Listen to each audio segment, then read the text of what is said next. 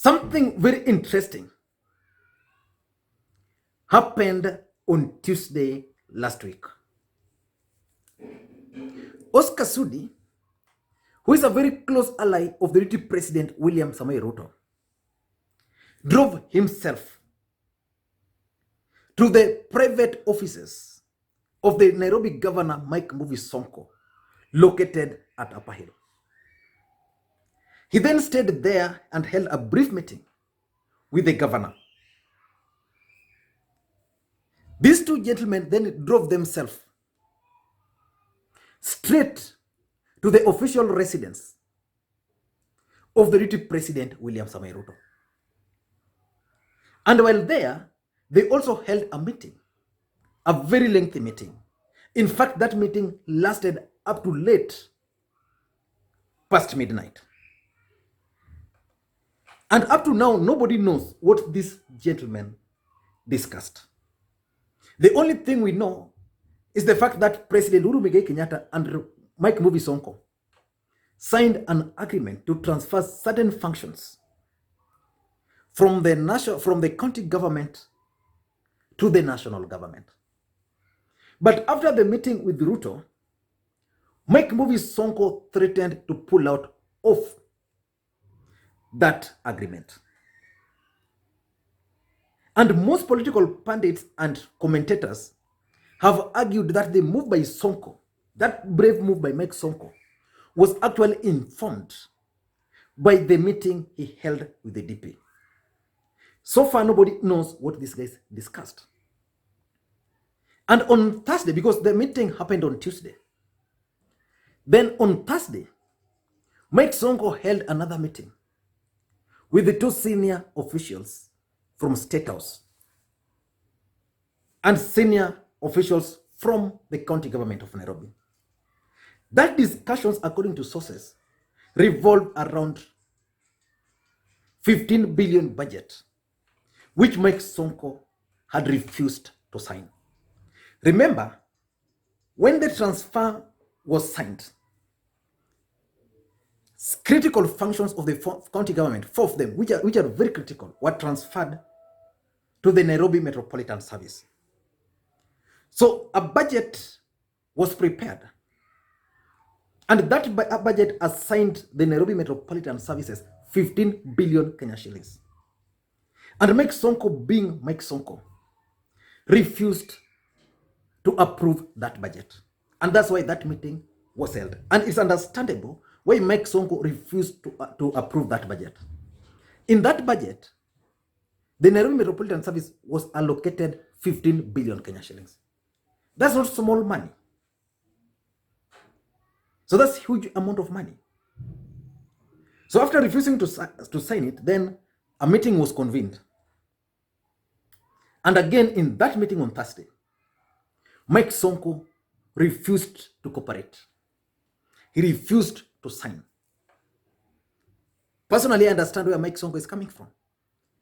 If you give someone 15 billion budget, then how much am I going to be left with? Because remember, in the county government of Nairobi today, Sonko doesn't control revenue collection. And again, you are assigning this guy 15 billion. So basically, you are giving him the resources to fight Mike Sonko. Then after that, after he refused on Thursday, on Friday, when Mike Sonko woke up in the morning, he found his security missing. Sonko also found his drivers missing. And when he called to inquire, they told him that they've been told to withdraw.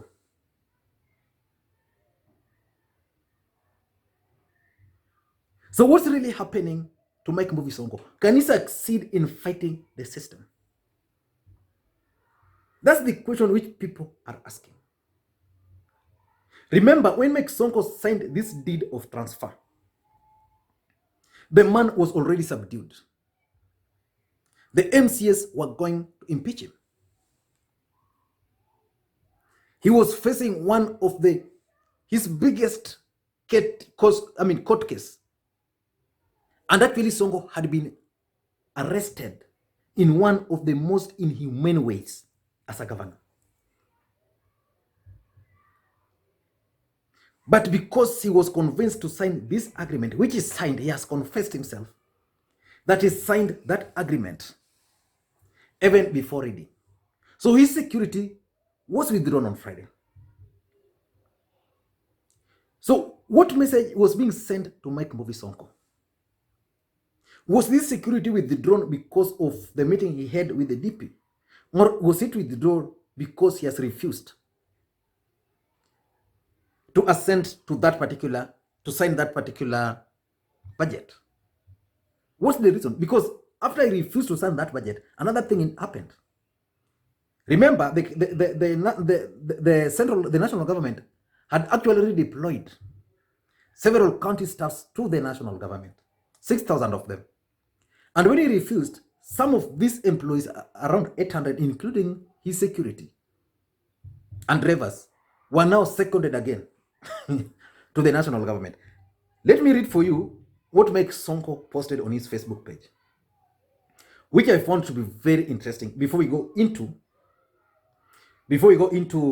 the message which is being sent to Makwiny Sonko. Now, this is what Makwiny Sonko posted. Scare. And I want you to listen to this message very keenly. Kwani, being invited by the DP to his office is what you call tanga-tanga. When Raila went with the DP to Tuju's house, does that mean Raila is tanga-tanga? 2 weeks ago, Raila invited me to his Upper Hill office, and I went to see him. Why didn't you people say I had joined ODM? When president meets DP, is the president in tanga-tanga? If any leader, be it Kalonzo, Mudavadi, Wetangula, or even the DP and Raila again, invites me for a meeting, I will honor that invitation for the respect I have for all our leaders. So in this, Mike Sonko is actually confirming that he met with the DP. But there is a feeling here, because he has mentioned tanga-tanga. I think he believes that the security was withdrawn or is being frustrated because of joining tanga-tanga. Let me continue. We have democracy and freedom of association in Kenya. Msinilete bwana, the dark days ya kufenya watu semunyeti na pakari are over. So basically, on that paragraph, Sonko is now defiant that will continue meeting the DP. This frustration is continuing. This frustration and humiliation, and embarrassment won't last forever. So he's confessing that he's actually being humiliated and being embarrassed, but it's only for a short period of time. Basically, he believes when the DP takes over the presidency, then he will have a space.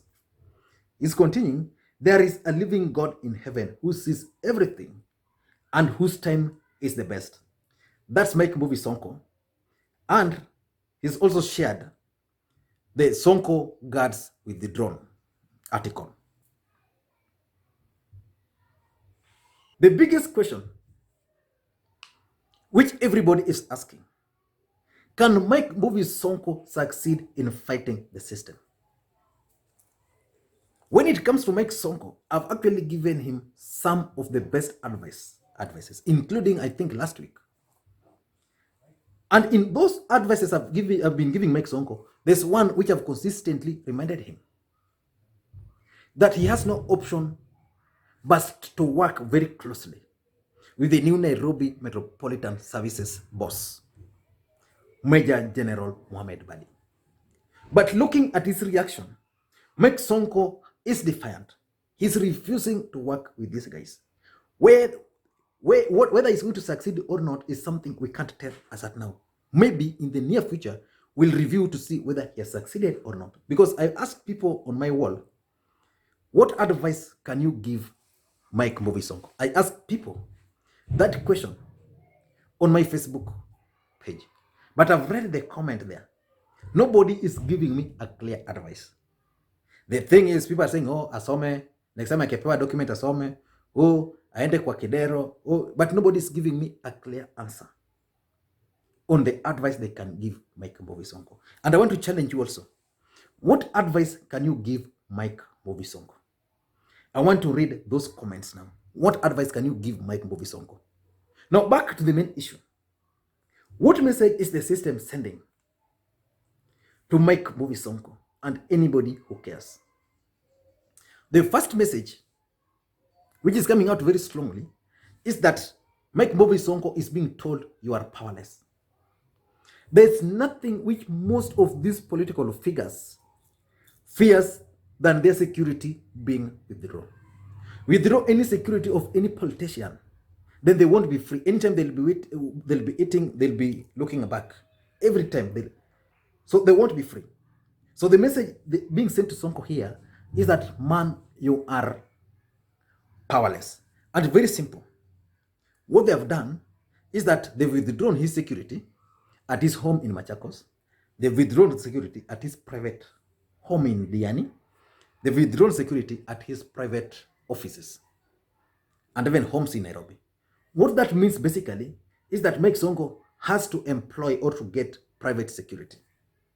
Of course, he has people he can assign those. But remember, the government might decide and identify those people and withdraw their guns. And most of these people would also be fearful because they don't want to be seen to be interfering with government.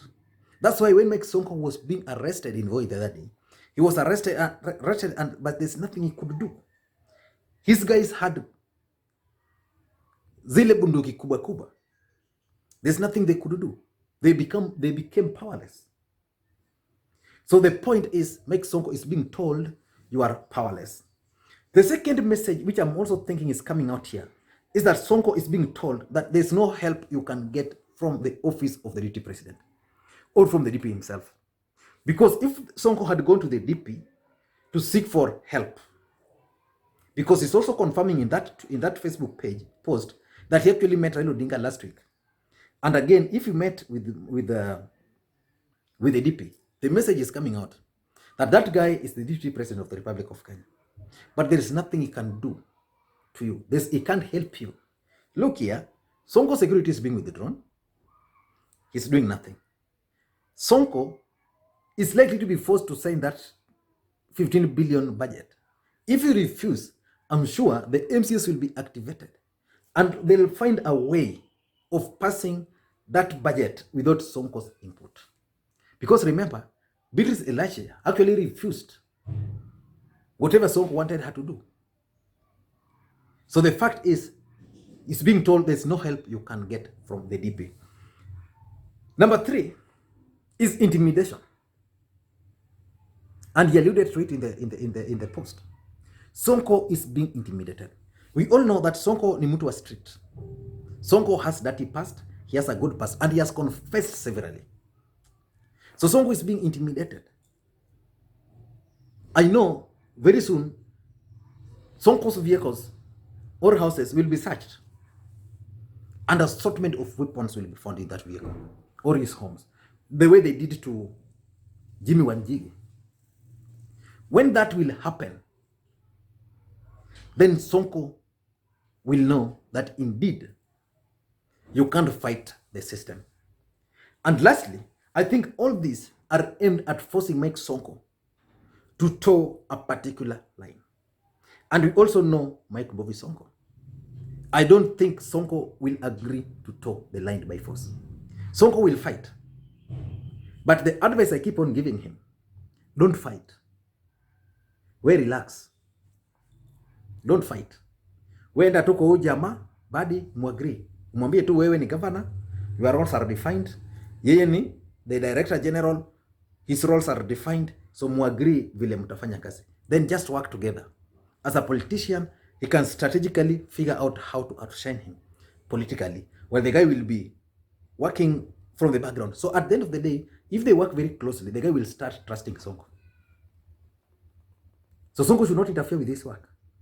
Should not try to undermine him. Amsaidie tu. But Sonko should focus on doing 2 things. Number 1, clearing his name. in court. So if there's any pending court case, he should use that. Then number two, he should try and mend fences with the people he has messed up with. If it's the MCS, he mend fences with them. If it's the MPs, mend fences with them. If it's the system, he should find a way of mending fences with them. I don't know what you think, but that's my take. But I can easily conclude that this withdrawal of security of Mike Mbuvi Sonko was engineered by President Uhuru Kenyatta. Why? Because of the meeting he held with the deputy president. And these people believes that that meeting Sonko held with Uhuru Kenyatta is the reason Sonko is now defiant. I don't know what you think. Maybe you have a different idea.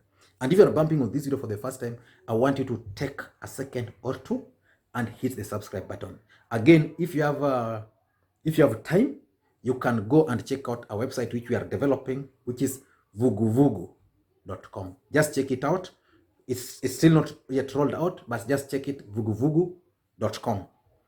In the next few days, it will be up fully and we'll start posting. And if you can write, reach out to me on 0777741323. So just drop me if you can write on that, I'll give you credentials so that you just write. Thank you guys, and please may you have a good day.